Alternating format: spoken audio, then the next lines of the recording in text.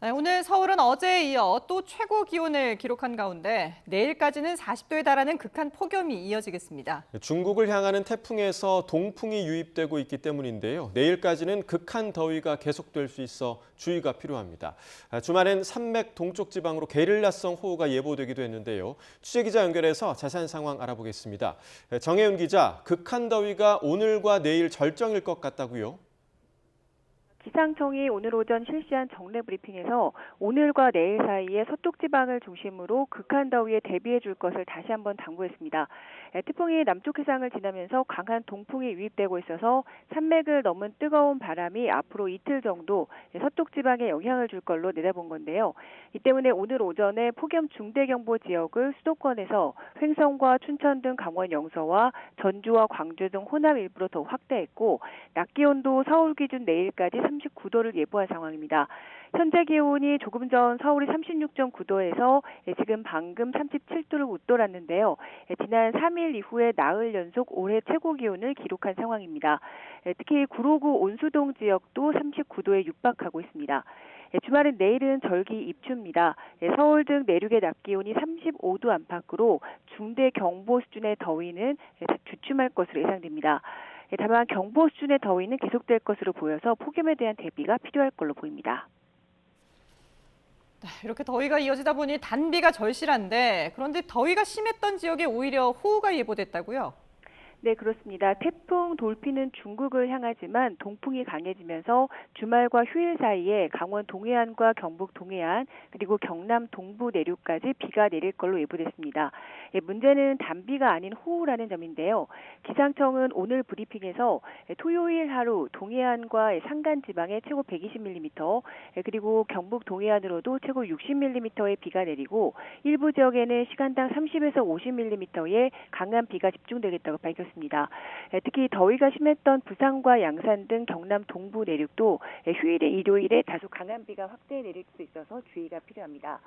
기상청은 13호 태풍 돌핀이 다음 주 초반 중국 남부에 상륙할 것으로 예상되지만 태풍이 지나는 동안 우리나라 남쪽 해상으로 풍랑특보가 내려지고 해안가로는 호우특보와 강풍특보가 내려질 수 있다면서 휴가철 안전사고에 유의해달라고 당부했습니다.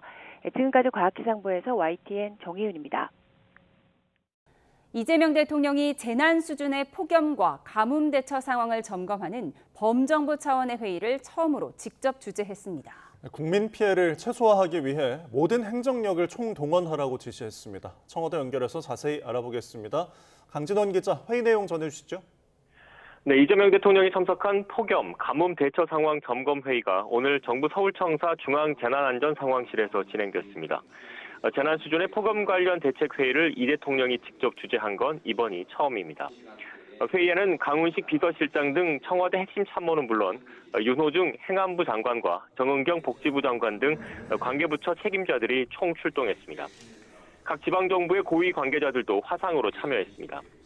이 대통령은 이 자리에서 그동안 경험하지 못한 극심한 폭염이 당분간 지속할 가능성이 크다며 전방위적 대응 체계를 가동하라고 주문했습니다. 정부가 해야 할 가장 중요한 일은 국민의 생명과 안전을 지키는 것인 만큼 극한 기후에 걸맞은 대책을 강구해야 한다는 겁니다. 그러면서 구체적인 대응 지침을 제시했습니다. 우선 독거노인과 쪽방촌 주민 등 취약계층은 더 세심히 살피고 가장 더운 시간대에 작업 중지나 휴식이 제대로 이행되고 있는지 야외 작업장을 철저히 점검하라고 지시했습니다. 가축이나 양식 어류, 농작물 피해 예방과 전력 수급 관리에도 만전을 기해달라고 당부했습니다. 또 남부지방을 중심으로는 가뭄이 심해지고 있다며 양수 장비 등을 적극 가동해 용수 공급에 차질이 없게 해야 한다고 강조했습니다. 이 대통령은 폭염과 가뭄 피해가 최소화되도록 모든 행정력을 총동원해야 한다며 이 과정에서 현장 대응 인력의 건강과 안전도 빈틈없이 챙겨달라고 주문했습니다. 이 대통령은 오후에 청와대에서 개최한 수석 보좌관 회의에선 현 상황을 사실상의 국가적 기후 재난으로 규정했습니다. 단기적 조치 외에 뉴노멀이 된 기후 재난에 맞게 주거와 용수 시설, 전력망, 폭염 대응 시설 등 인프라 개선에도 힘을 모아야 한다고 강조했습니다. 지금까지 청와대 춘추관에서 YTN 강진원입니다. 국가대표팀 감독 선임 과정의 불공정 의혹을 수사하는 경찰이 오늘 축구협회를 상대로 첫 압수수색에 나섰습니다. 네, 홍 전 감독을 그제 불러 조사한 지 이틀 만인데요. 취재기자 연결해서 자세히 알아보겠습니다. 최승훈 기자, 압수수색이 아직도 진행 중인가요? 네, 서울경찰청 광역수사단 금융범죄수사대는 오늘 오전 9시부터 충남 천안시에 있는 대한축구협회에 대해 압수수색을 7시간가량 벌이고 있습니다. 또 서울 종로구에 있는 축구회관에 대해서도 압수수색을 진행했습니다. 서울경찰청이 서울 종로경찰서에서 고발 사건을 넘겨받은 뒤 한 달여 만에 처음으로 강제수사에 돌입한 겁니다. 압수수색 영장에는 업무방해 등 혐의가 적시된 것으로 확인됐습니다. 다만 경찰은 구체적인 수사관 규모와 구체적인 압수수색 대상 등은 밝히지 않았습니다. 경찰은 이번 압수수색에서 지난 2024년 당시 국가대표팀 감독 선임과 관련된 내부 자료 등을 확보할 것으로 보입니다. 네, 경찰이 그제는 홍명보 전 감독에 대해서 조사를 벌였죠? 네, 경찰은 그제 홍명보 전 감독을 피의자 신분으로 비공개 소환해 조사한 것으로 YTN 취재 결과 확인됐습니다.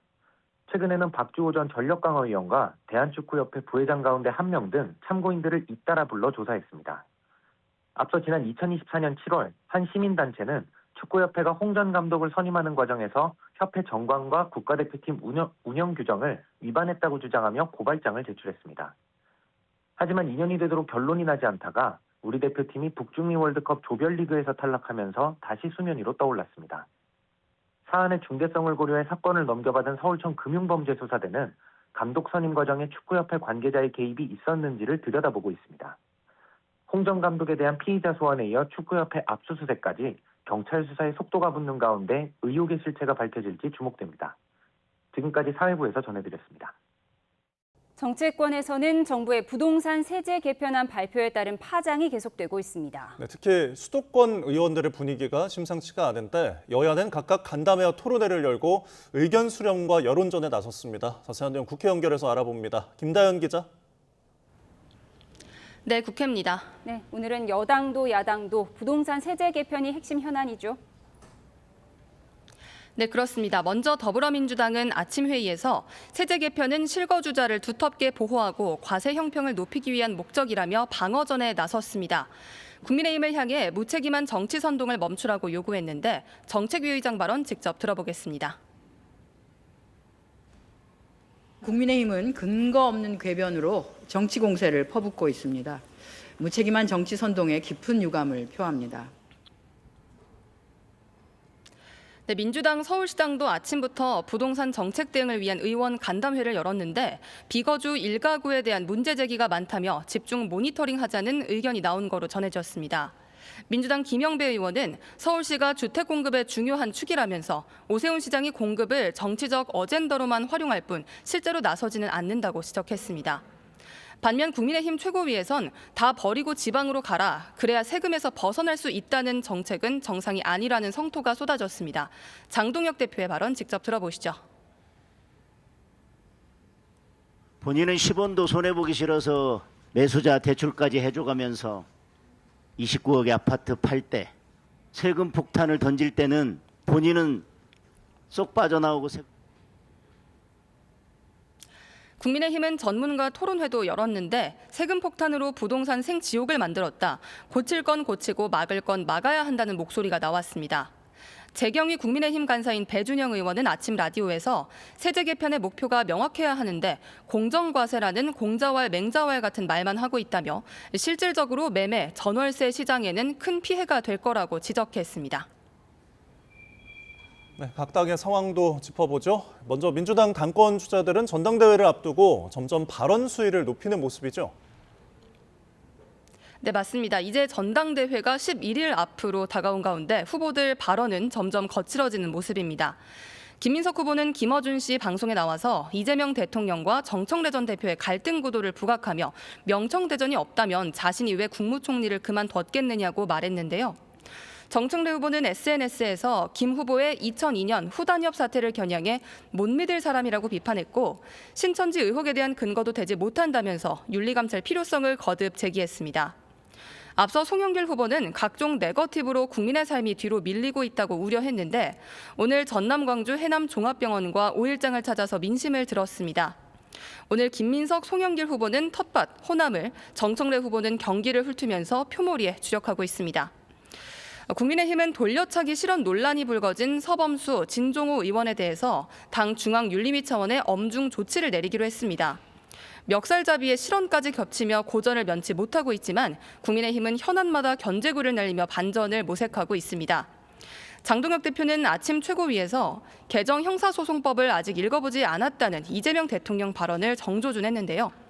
사법 시스템을 송두리째 망가뜨리고 법조문도 안 봤다고 당당하게 얘기하는 대통령을 어디 가서 대한민국 대통령이라고 말할 수 있겠나, 정신세계가 궁금하다고 날을 세웠고요.